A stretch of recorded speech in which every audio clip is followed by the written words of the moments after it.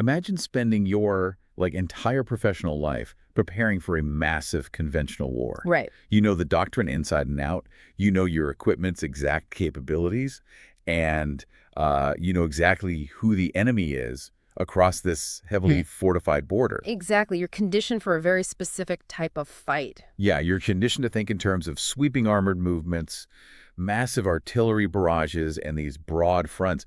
But then, in the span of just 48 hours, that entire paradigm completely Yeah, it collapses. just evaporates. Right, you're deployed to a foreign country, thrust into these dense, maze-like urban streets, and told that the civilian group you were originally sent to protect is now suddenly your primary adversary. So, welcome to the deep dive.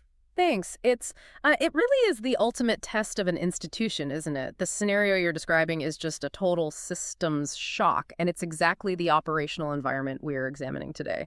It is. Today's mission is to analyze what happens when a colossal military machine hits a brick wall of irregular warfare.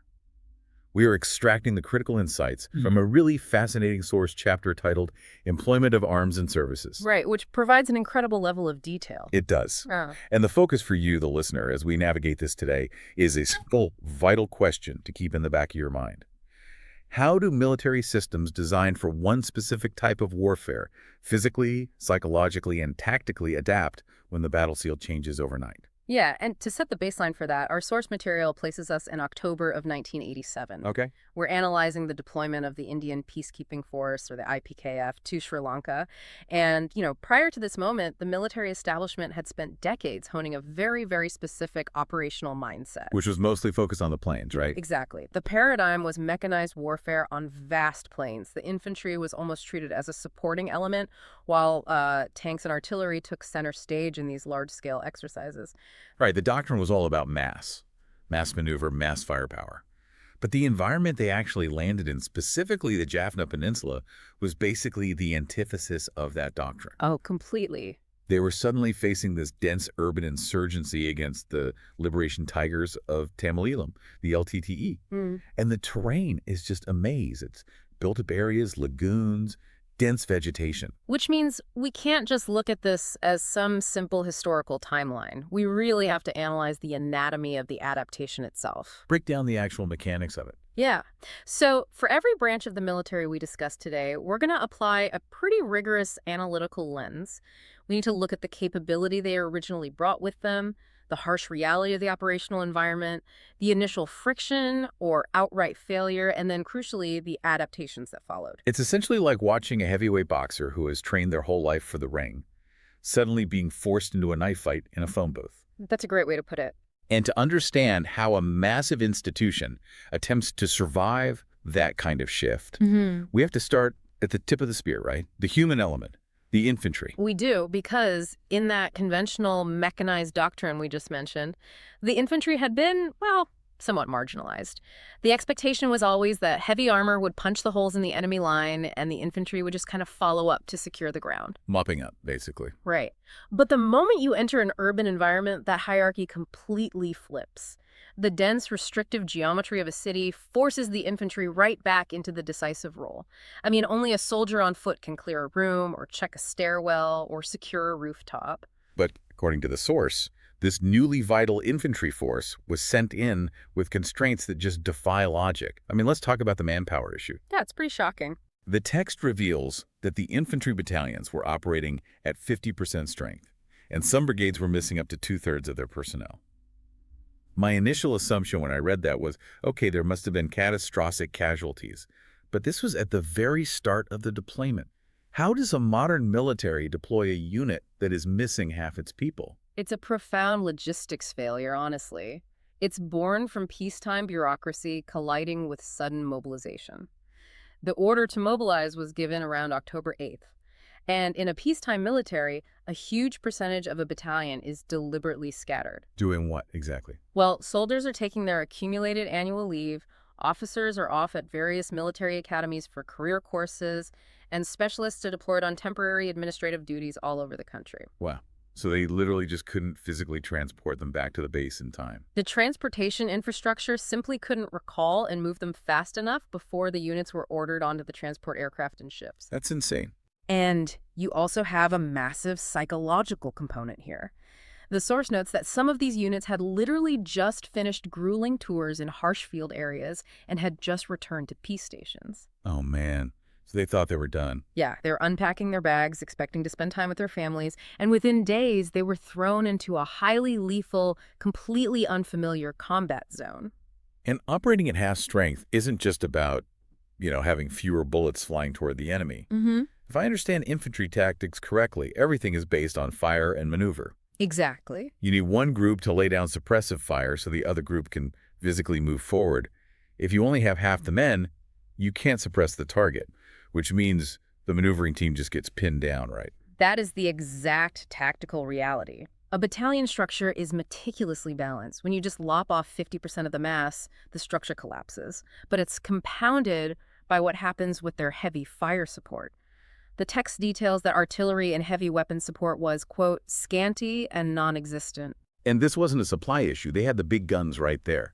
They deliberately chose not to use them. Right. It was a strict, self-imposed restriction to minimize collateral damage and civilian casualties. Which is, ethically and politically, absolutely the right call. But if we look at the mechanics of urban warfare, you are essentially buying the safety of the city's infrastructure and civilian population with the blood of your infantry. You are. If you can't drop an artillery shell on a sniper's nest, you have to send 4 guys up a narrow stairwell to clear it out by hand. You are exponentially increasing the tactical difficulty for that soldier on the ground. And you're asking them to do it completely blind. The intelligence and map constraints highlighted in the source are just staggering. They were attempting to conduct complex urban assaults without basic operational tools. Yeah, the text mentions a severe shortage of maps. I would think in a modern operation, everyone from the commander down to the squad leader has a map. But if you are in a foreign city and the street signs are in a language you don't read and you don't have a map, you're essentially paralyzed. Completely. You can't coordinate an attack if you literally don't know what the next street over is called. The information deficit dictates the pace of the whole operation. Without maps, you cannot assign sectors of responsibility. You can't call for extraction. The intelligence was so limited that they were fighting a purely reactive war, entirely dependent on visual contact. And this feeds into the most jarring psychological constraint of the entire deployment. The mindset shift. Yes, we really need to examine the timeline of the shifting mandate. This detail from the source is just mind-bending to me. On October 8th, the IPKF was treating the LTTE as a protected group. They were a peacekeeping force actively interacting with them. By October 10th, 48 hours later, the political mandate shifted, and the LTTE were officially the opponent. Consider the cognitive friction that generates. Military conditioning relies on deeply ingrained threat recognition. You spend months training to view a specific uniform or profile as hostile. Here, the infantry was sharing tea with individuals on Tuesday, and then ordered to engage them in lethal combat on Thursday. You can't just flip a switch in a human brain and expect maximum operational aggression. There must be a hesitation, like a second guessing every time you round a corner. And that hesitation is lethal in close quarters combat. But when they did overcome the hesitation, they ran headlong into a massive technological mismatch at the individual weapon level. This is where doctrine physically clashes with the environment. Let's break down this weapons gap, because I think it perfectly illustrates the central question of this deep dive. The IPKF was equipped with the 7.62 millimeter SLR, a self-loading rifle. The LTTE was using the AK-47. Right. Now, on paper, they are both assault rifles. But in practice, this was a slaughter. Why? It comes down to the physics of the engagement range. The SLR is a traditional battle rifle firing a large, very powerful cartridge. It's highly accurate, it's devastating at 600 meters, and it fires in semi-automatic mode, meaning one trigger pull equals one bullet. Okay. If you are fighting across a valley or a wide plain, it's a magnificent weapon. But an urban insurgency does not happen at 600 meters. No, it happens at 10 meters. It happens across a living room. Yes. In a stairwell, microterrain dictates the weapon requirement. At 10 meters, precision accuracy is completely irrelevant. What matters is volume of fire and maneuverability. Which the AK-47 excels at. Exactly. The AK-47 is shorter, lighter, and crucially, fully automatic. In a sudden, close-quarters ambush, the fighter who can put 10 rounds into the quarter in 2 seconds is always going to win against the soldier who has to physically pull a heavy trigger 10 individual times. Wow. The text actually mentions the IPKF eventually tried to modify the SLRs to have an automatic mode. A desperate ad hoc adaptation. But modifying a heavy battle rifle to shoot fully automatic usually just makes it completely uncontrollable due to the massive recoil. The source rightly characterizes it as too little, too late. They were just fundamentally outgunned at the foundational level of infantry combat. And compounding all of this is the communication breakdown, specifically the language barrier. Outside of 2 specific battalions from the Madras Regiment, the IPKF did not speak Tamil. Which severs your primary intelligence gathering mechanism. In a counterinsurgency, the population is the terrain. If you cannot speak to the locals, you cannot ask if the house next door is rigged with explosives. Right. You cannot decipher the intercepted radio chatter of the adversary. You are just isolated in a sea of noise. So if we take all of these constraints, we've got half-strength units, no heavy artillery, no maps, massive cognitive dissonance, semi-automatic rifles against machine guns, and total linguistic isolation, and we drop that force into a dense urban environment. What does the combat actually look like? It looks like an operational nightmare. The LTTE's tactics were perfectly calibrated for the environment. They avoided open confrontations, instead forcing the IPKF to clear the city house by house. A meat grinder. Basically, the infantry was dealing with an incredibly high density of mines and very complex booby traps. The visibility is severely restricted by walls and narrow alleys, meaning every single corner is a potential fatal funnel. My assumption here, purely from a survival instinct standpoint, is that if I'm an infantryman in that scenario, I am going to stick as close to my platoon as possible. I want 40 guys around me with rifles pointed in every direction. Well, the instinct for security in numbers is universal, and it was actually the initial default response of the IPKF. They conducted massive patrols, advancing in large formations. But in urban warfare, the concept of safety in numbers is a lethal fallacy. The military term for it is bunching. Let's explore the mechanics of why bunching fails so catastrophically here. I'm assuming it has to do with target density. Target density and operational signature. A large patrol of 40 men is loud. They kick up dust, their gear rattles, and they represent a massive electromagnetic signature on the radio. The LTTE could track these large columns blocks away just by listening. Wow. Furthermore, when you bunch troops together in a narrow street, you create a target-rich environment for the enemy's specific weapon systems. Because if an insurgent has an AK-47 on full auto, they don't even need to aim. They just sweep the muzzle across the massive bodies. Exactly. Or consider the Claymore mine. A directional fragmentation mine fires hundreds of steel balls in a wide arc. If your troops are dispersed with 10 meters between each man, a mine might tragically claim 1 or 2 casualties. But if they are bunched up shoulder to shoulder seeking psychological comfort, that same mine can wipe out an entire squad in an instant. The source also points out a critical failure in fire and movement. It says they were advancing down single streets instead of moving across a broad front. Why is that a specific problem? Because it completely nullifies your ability to flank. If a platoon advances down parallel streets simultaneously and the center street takes fire, the units on the left and right streets can maneuver through the alleys, get behind the enemy, and neutralize them. Right, envelopment. Yeah, but if the entire force is bottlenecked on a single avenue, the moment the front element takes fire from a fortified house, the entire column is trapped behind them. The momentum just dies instantly. And the text highlights that when they did get pinned down, the fire discipline basically evaporated. It's a very documented stress response. Troops, especially those not specifically conditioned for sudden, close-quarters terror, will often just empty their entire magazine in one continuous, uncontrolled burst the moment they make contact, regardless of whether they even have a clear target. Panic firing. Yes. And in a sustained urban battle where resupply is incredibly difficult, firing all your ammunition at shadows is a quick way to be overrun. Okay, so we have the initial problem established. How do they rewrite their tactical DNA to survive this? What does the adaptation actually look like? The primary adaptation was completely inverting their patrol structure.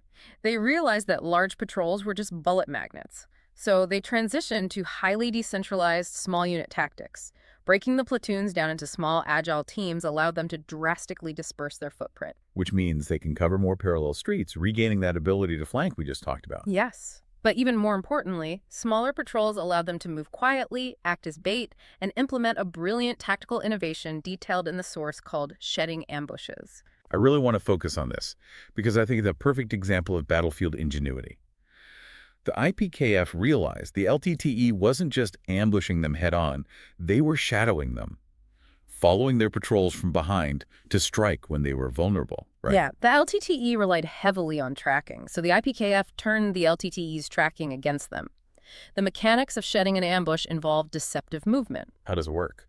A patrol will be moving down a jungle path or an alleyway. Suddenly, without breaking the rhythm or the noise of the patrol's movement, 2 or 3 men at the rear will silently step off the path and conceal themselves in the vegetation or a doorway. While the rest of the main patrol just keeps walking, making the exact same amount of noise, drawing the tracker forward. Precisely. The LTTE shadower follows the sound of the main element, completely unaware they're walking past a concealed sub-element. The tracker walks right into the crosshairs of the men who were shed from the main group. It is a highly effective counter-tracking tactic, but it requires an immense amount of discipline and trust. Because the guys left behind are operating completely independently. Exactly. And this brings up the cultural shift mentioned in the text. You can't execute these small team tactics if every single decision requires a radio call to a major sitting in a headquarters 2 miles away. That is the absolute core of the adaptation. They had to transition from a rigid, centralized command structure to aggressive, decentralized domination. The source notes the critical shift in relying on junior commissioned officers, or JCOs. Giving them the reins. Yeah, they had to empower the JCOs, giving them a sector and saying, we cannot micromanage you. You have the initiative. Clear this area. It is a massive philosophical pivot for a conventional army. Now, if regular infantry had such a steep learning curve, my mind immediately goes to the elite units, the special forces. Right. The IPKF deployed 3 paracommando battalions. Yeah. You would naturally assume these highly trained operatives would just dominate this environment from day one. But the source indicates they initially failed just as badly. Yeah. It serves as a masterclass in the consequences of improper employment. Elite ability is not some magic aura. It is a highly specialized tool. Initially, the paracommandos were placed directly under the command of Standard Infantry Division headquarters. So the conventional generals were treating the sports cars like dump trucks. That is a very accurate way to frame it. The divisional command employed them exactly like regular infantry. The commandos were forced to operate in large formations. They were burdened with a massive administrative tail, the heavy logistics, the supply trucks, the rigid schedules. But if you are dragging supply trucks around, you can't sneak up on anyone. You lose the element of surprise, which is the entire point of a commando. Exactly. They were restricted to covering small, predictable areas. Their specialized training in infiltration and rapid assault was completely smothered by conventional bureaucracy. They literally became just another heavy, slow-moving target in the city. Wow. How's this rectified? What did the adaptation phase look like for special forces here? The institution eventually recognized the failure and restructured the command architecture. They created a dedicated Special Forces headquarters operating alongside, but independent of, the 54 Infantry Division. Giving them the autonomy they need to breathe. Yes. And they immediately shed that heavy administrative tail. The innovation was a return to their core doctrine, operating in small, highly lethal groups. They stopped trying to hold ground and shifted entirely to specific, intelligence-driven targeting. They utilized speed, deception, and the cover of darkness. The source distills a very clear lesson here regarding their equipment too, doesn't it? It does. The text asserts that for commandos to be effective in this specific environment, they require complete mobility independence. They need their own dedicated helicopter lift, so they are not waiting in line for conventional transport. Right. They require miniaturized communications and weapons. The operational goal is zero warning striking a militant stronghold before the adversary even knows a helicopter has taken off. Makes total sense. All right, let's pivot from the lightest, most agile troops to the heaviest asset on the battlefield. Armor. The tanks. Ah, yes. When the infantry is taking heavy fire from reinforced concrete buildings, the natural instinct is to call in a tank to blast a hole in it. But bringing armor into a city creates a massive conflict between the physical terrain and military doctrine. It really does.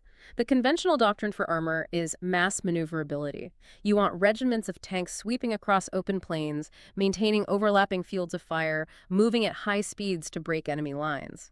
The Jaffna Peninsula completely negated that doctrine. Because of the geography. Exactly. The environment was a nightmare of narrow urban streets, dense coconut groves, and impassable lagoons. A tank is an incredible machine, but if the street is only 10 feet wide, the tank can only move forward or backward. It can't even turn its turret.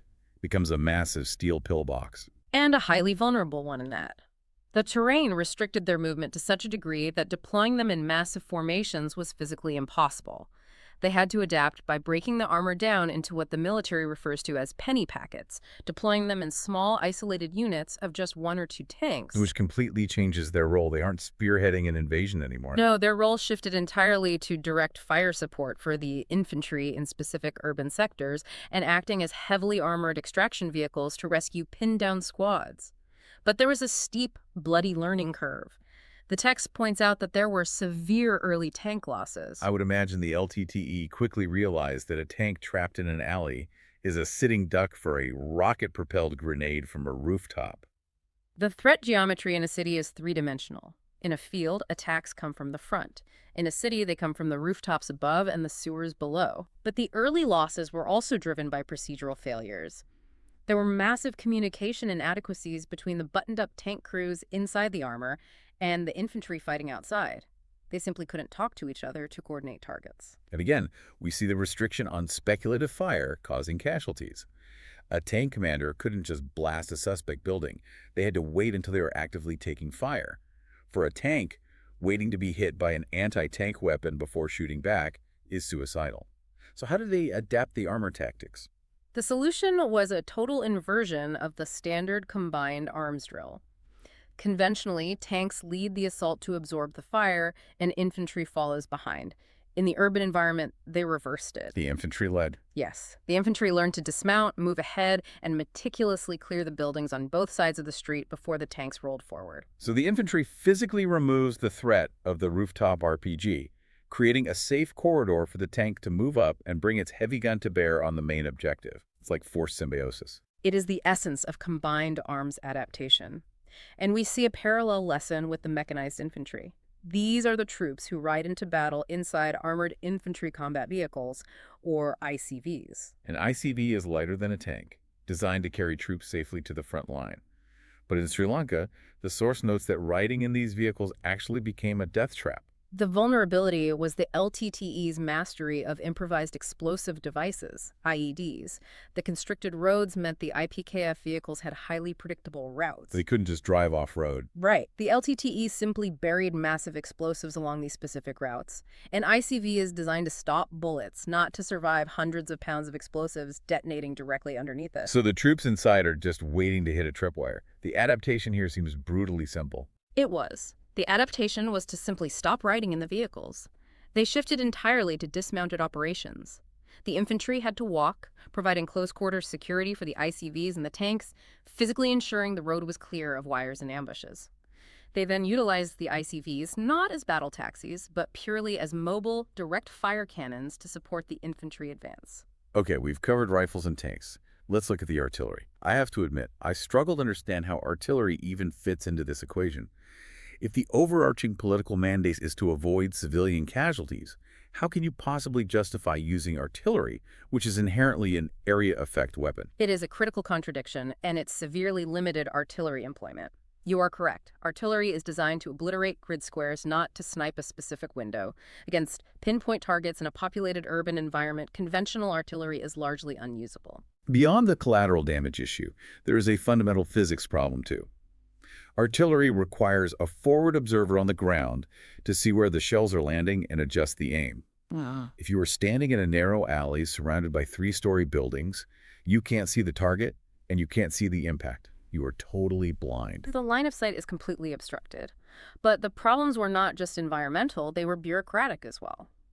How so? Well, due to the massive logistical constraints of moving forces across the ocean, the IPKF did not deploy full artillery batteries. They deployed the guns in small troops of just a few cannons. Which sounds practical, but the source flags this as a massive issue regarding radios. Why does breaking a battery into smaller troops break the communication? Because of the rigid tables of equipment in a conventional military, radio sets are highly expensive and strictly authorized based on the unit size. An artillery battery might be authorized 4 radios. If you divide that battery into 3 geographically separated troops, the bureaucracy does not suddenly issue you more radios. You now have guns spread across the battlefield with literally no way to communicate with the observers or the command posts. You have millions of dollars of firepower rendered useless by a lack of a two-way radio. But the text highlights an adaptation to both the visibility problem and the communication problem, right? The air observation post. Yes, the AROP was a vital innovation. If the ground observers are blind because of the buildings, the logical step is to elevate the observer. They put artillery spotters into helicopters. So from the air, they can see the entire city layout, they can spot the enemy mortars, and they have direct radio line of sight back to the guns. Exactly. But the most fascinating aspect of the AROP wasn't just directing fire, it was the psychological suppression it created. The mere presence of an IPKF helicopter hovering above the city forced the LTTE mortar teams to cease firing and hide. Because if the LTTE fires a mortar, the flash and smoke instantly reveal their position to the spotter in the sky, and an artillery shell comes crashing down on them a minute later. The AROP neutralized the enemy's indirect fire capability simply by existing. And despite the strict limitations on where they could fire, the sheer sound and presence of IPKF artillery providing covering fire, even if it was just aimed at empty fields outside the city, provided an immense psychological boost to the infantry fighting in the streets. It reminded them they weren't alone out there. Precisely. I want to shift our focus to a group that operates behind the scenes, but essentially determines the success of every unit we've talked about so far. The engineers. If an army is a rock band, the infantry and tanks are the front men on stage getting all the glory. The engineers are the roadies. They build the stage. They wire the pyrotechnics. They make sure the power doesn't cut out. If the engineers fail, the show doesn't happen. That analogy holds up perfectly. In operational terms, the engineers are the ultimate enablers. The source defines their core mandate through 3 pillars: mobility, survivability, and recovery. And looking at the list of tasks they performed, it is genuinely exhausting. They weren't just building bridges in the rear. They were operating at the absolute bleeding edge of the front line. Oh, the moment they landed, they were thrown into close combat support. Remember the dense minefields and booby traps we mentioned? The engineers were the ones crawling on their stomachs to defuse them, and the complexity was staggering because they were dealing with improvised traps laid by the LTTE, as well as legacy minefields laid previously by the Sri Lankan armed forces. And beyond defusing bombs, they had to ensure the logistics could physically flow. They were extending the airfields at Palali and Vivunya to handle heavy transport planes. They were improvising helipads out of literal swamps so casualties could be evacuated. They were repairing cratered roads so the heavy armor could actually advance. But where the engineering effort becomes truly unique in this operation is their role in the civil sector. A vital aspect of counterinsurgency is winning the support of the local population. The text explicitly notes that the IPKF engineers were tasked with repairing civilian accommodation that had been destroyed in the fighting. They were restoring the municipal water supply. They were rigging up generators to provide emergency power to civil hospitals until the main grid could be restored. They were fighting a war with one hand and rebuilding a city with the other. It is the true duality of the combat engineer, but arguably their most critical operational contribution was at the coast. The primary port at Trincomalee was massively strained. It just couldn't handle the influx of supplies required for 20,000 troops. So the engineers took over the KKS jetty. The KKS jetty was a dilapidated, barely functional pier. The engineers rehabilitated it, reinforced it, and operated it around the clock. By making that jetty functional, they created a massive bypass valve for the entire logistics chain, allowing ships to offload vital supplies directly near the forces at Palali. It single-handedly prevented a catastrophic supply bottleneck. If the engineers are the radies building the stage, the signals branch is the central nervous system. How do you physically coordinate a massive, disjointed force across an ocean and a hostile island? The communication architecture they had to build from scratch was monumental. The headquarters in India was separated from the battlefront by the Palk Strait. To bridge that, they established a massive communication hub at Mandapan in Tamil Nadu to project a broadband microwave link across the water to the island. And once the signal actually reached Sri Lanka, how did they distribute it? They established what the military calls C3I nodes, command, control, communications, and intelligence centers at strategic locations like Palali, Trincomalee, Vivunya, and Batticaloa. They utilized a deeply layered web of technology. We are talking about microwave links, satellite channels, and troposcatter. Let's pause on troposcatter, because that sounds like science fiction. How does that differ from a normal radio? A standard VHF radio relies on line of sight. If there is a mountain or the curvature of the Earth between the transmitter and receiver, the signal is blocked. Troposcatter bypasses this. It takes a massive concentrated beam of microwaves and blasts it straight up into the atmosphere, specifically the troposphere. Okay. The signal scatters off the atmospheric particles, and a fraction of it bounces back down to Earth, far over the horizon, where a massive dish catches it. It is essentially bouncing a laser pointer off the ceiling to hit someone in the next cubicle. That is incredibly complex tech for the 1980s. The text also mentions HF radio using a BEST system. High-frequency radio can travel vast distances, but it is very prone to atmospheric static and errors. BEST stands for Burst Error Control System for teleprinters. It encrypts and compresses the message into a microsecond data burst. If static corrupts the burst, the system automatically mathematically reconstructs the missing data. It ensured secure text-based orders could reach the front lines intact. The infrastructure is impressive, but the most compelling part of the signals analysis in the source is the electronic warfare battle. The invisible war in the radio spectrum between the IPKF and the LTTE. This is where we see a fascinating inversion of technological superiority. The IPKF had these massive troposcatter dishes, but at the tactical level, their VHF radios were older, bulky, and frequently failed in the built-up areas because the concrete buildings blocked the signal. And what was the LTTE using? Off-the-shelf commercial technology. Highly efficient Japanese icon radios operating on the Citizens band, specifically the 148 to 150 megahertz range. Which is brilliant in its simplicity. Yeah. They aren't bogged down by military procurement bureaucracy. They just bought the best commercial gear available. And these radios were incredibly agile. They could instantly lock on to any of 10 preset frequencies. If one frequency had static, they just clicked a dial and moved to the next. Initially, this agility made it nearly impossible for the IPKF's older scanning equipment to intercept their communications. So how does a massive military overcome commercially available electronics? Through aggressive tactical adaptation, the IPKF infantry began prioritizing the capture of LTTE radio sets during firefights. Steal the enemy's playbook. Exactly. By analyzing the captured sets, the IPKF signal officers mapped the exact preset frequencies the LTTE was using. Once they knew where the LTTE was talking, they moved to the next phase of electronic warfare: active jamming. Explain the physical mechanism of jamming in this context. It is essentially acoustic warfare on the electromagnetic spectrum. The IPKF used the captured radios to lock onto the LTTE's command frequency. Then, they hooked those radios up to massive amplifiers and broadcast raw electronic noise or high-powered static over the channel. When an LTTE commander tried to issue an order, all the receiver heard was deafening static. They completely smothered the LTTE's ability to coordinate. Although the source includes a fascinating caveat.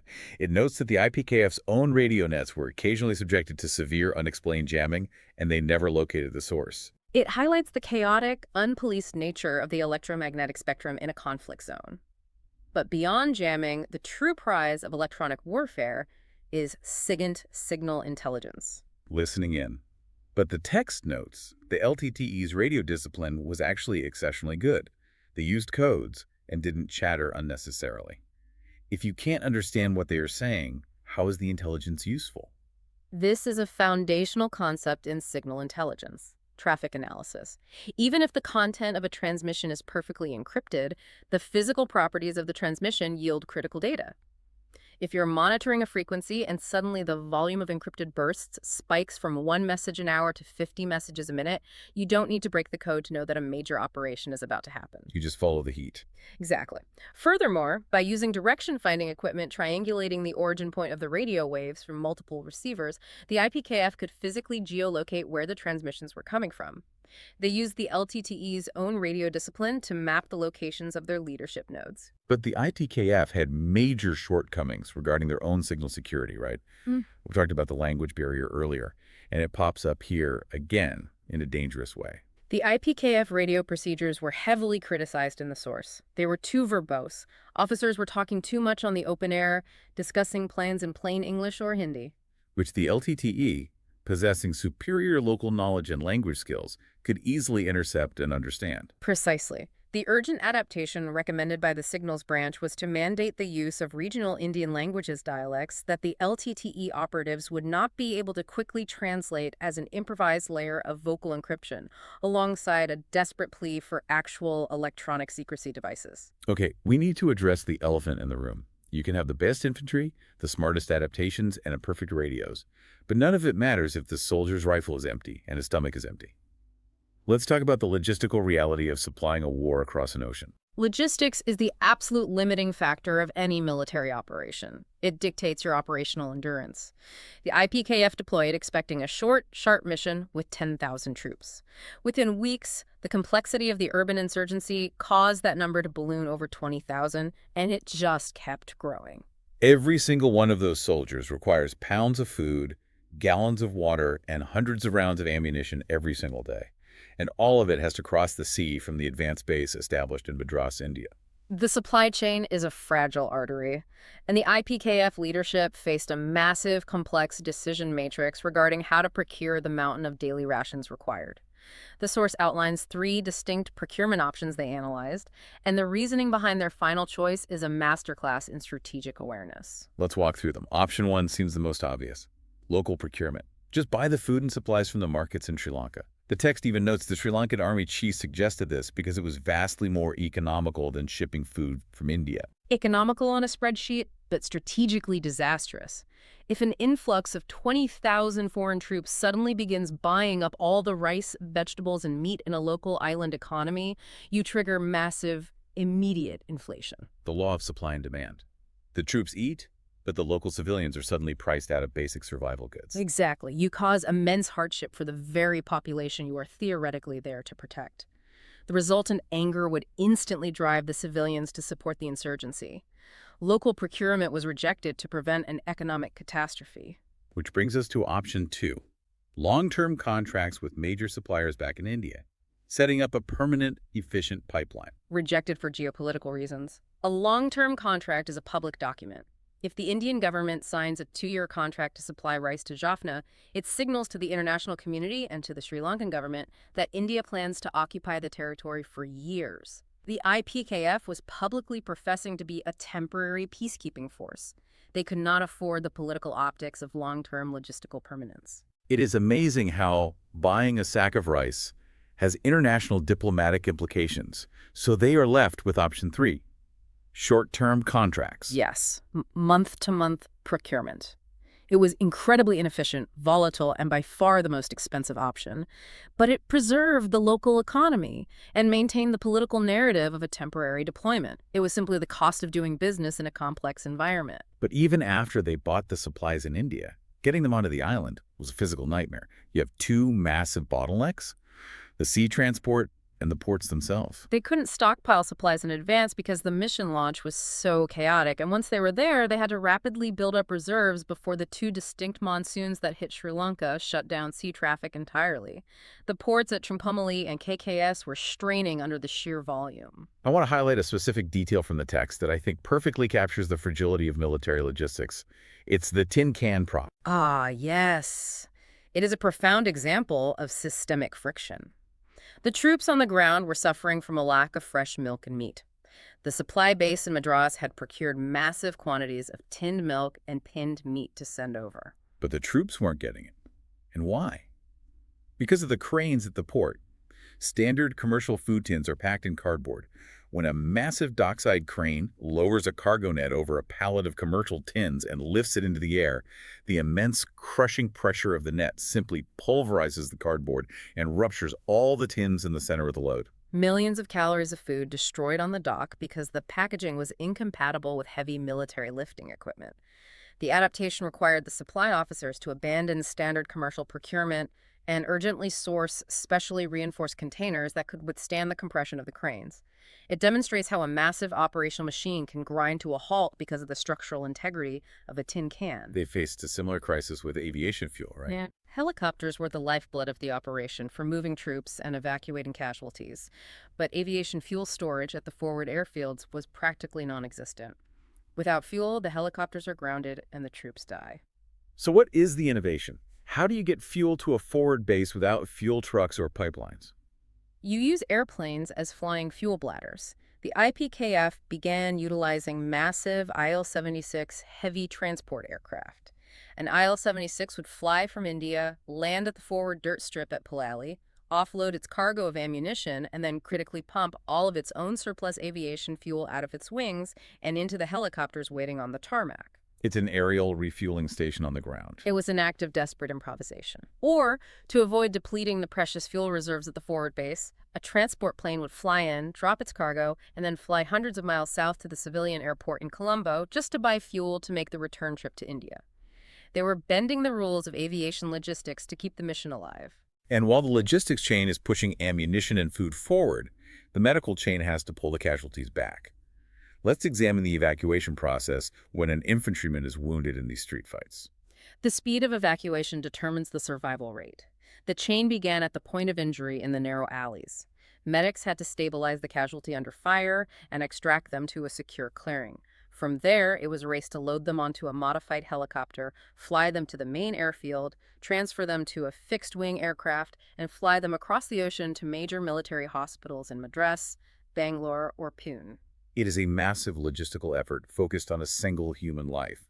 But the source notes a really fascinating adaptation regarding the destination of these casualties once the initial chaos subsided. It is a testament to institutional empathy. Initially, casualties were sent to whichever hospital had an open bed, but the psychological toll on a wounded soldier isolated in a distant hospital is severe.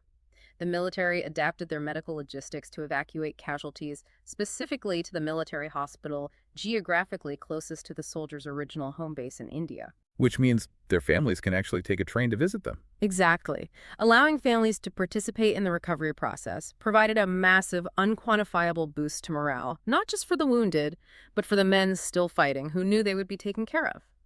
And it is crucial to note that the IPKF medical units were also expending massive resources, providing emergency trauma care and civil medical assistance to the local Sri Lankan population caught in the crossfire. Supporting all of this, the weapons, the vehicles, the radios, requires the maintenance branch, the EME, the electrical and mechanical engineers. In a high-intensity urban fight, equipment degrades exponentially faster than in peacetime. The EME introduced an automatic replenishment system. Instead of waiting for a frontline unit to fill out a requisition form for a spare part, which could take days, the EME tracked usage rates and automatically pushed spare parts forward before the units even asked for them. But the real genius of the EME is the battlefield improvisation.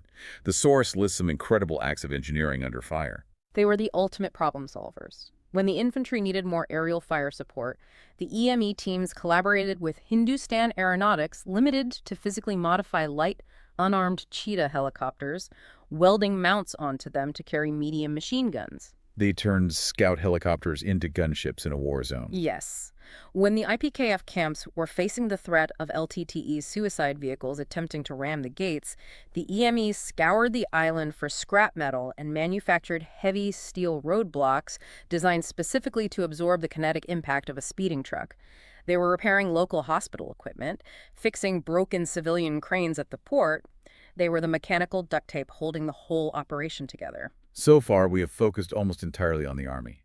But a modern military campaign is a joint operation. It involves the land, sea, and air domains. If you are deploying an army onto an island, the Navy and the Air Force must be the heavy lifters. But the source text is incredibly critical of the inter-service cooperation here. The analysis in the text pulls no punches. It portrays a severe lack of joint integration.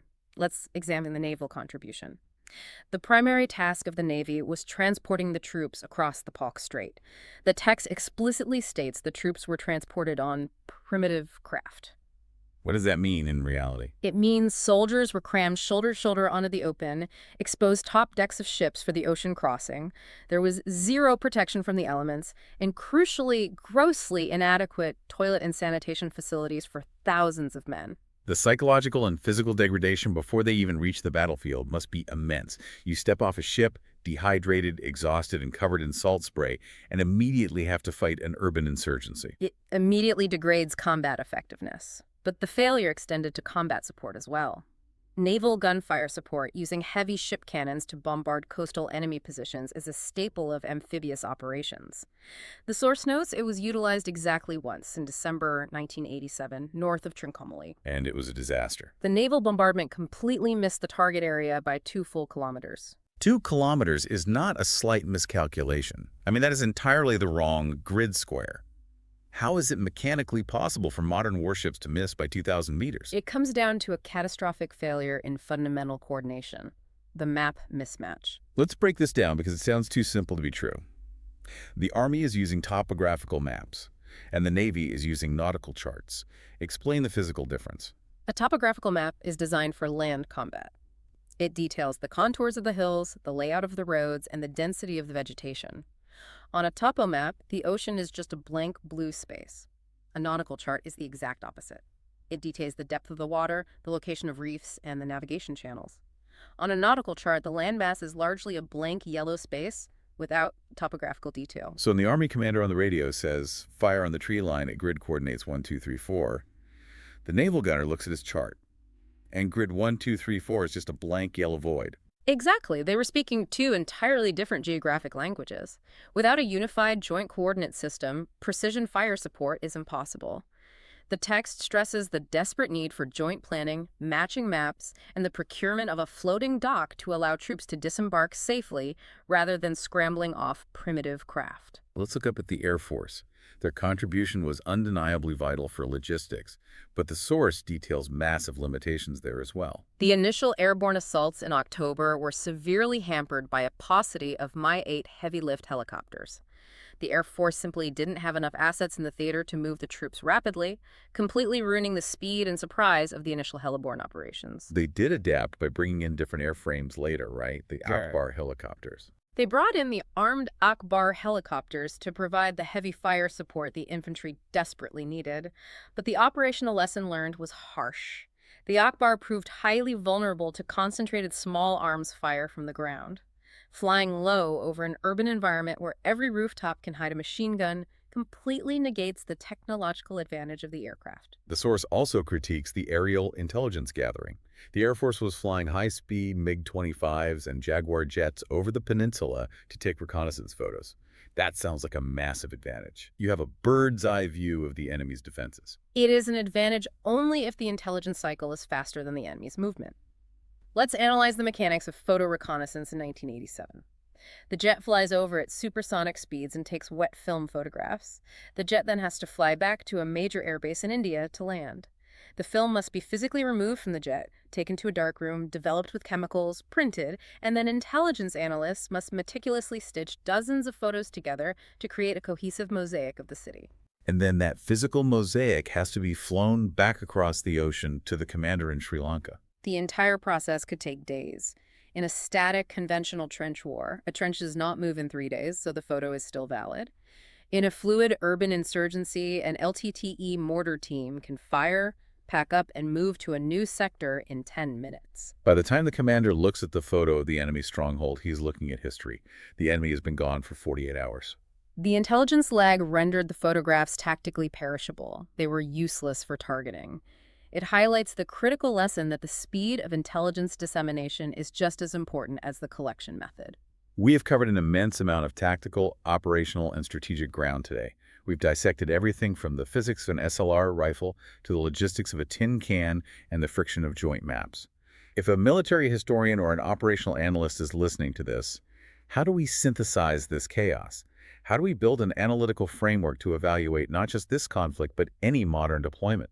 Instead of a rigid list of rules, we should look at this through 5 dynamic answer frameworks.